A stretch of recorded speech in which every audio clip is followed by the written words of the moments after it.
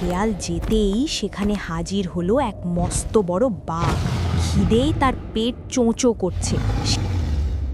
সুন্দরবনের এক গহীন জঙ্গল, সেখানে এক পাহাড়ের গুহায় থাকতো এক চালাক শেয়াল। একদিন সকালে খাবারের খোঁজে সে জঙ্গলের দিকে রওনা হলো। শেয়াল যেতেই সেখানে হাজির হলো এক মস্ত বড় বাঘ। খিদেই তার পেট চোঁচো করছে। সে ভাবল, এই গুহায় নিশ্চয়ই কোনো প্রাণী থাকে, আজ তার ঘাড় মোটকে খাবো।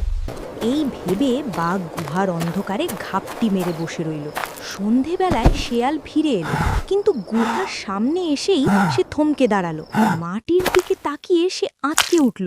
এই কি, বাঘের পায়ের ছাপ গুহার ভেতরে গেছে, কিন্তু বেরিয়ে আসার তো কোনো ছাপ নেই।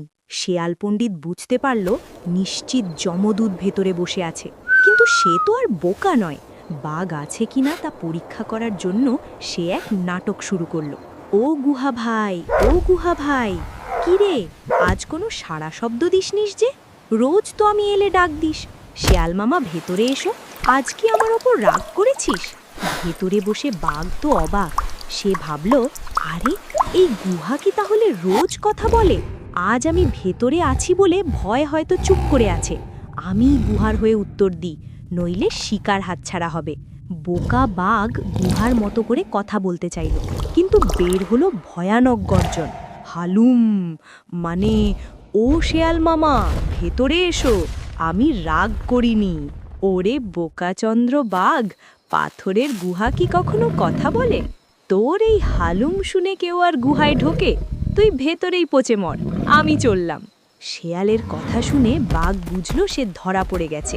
লজ্জায় আর ভয়ে সে লেজ গুটিয়ে গুহা থেকে দিল ভোঁ দৌড়। জঙ্গল ভেঙে সে কোথায় যে পালালো কেউ জানে না।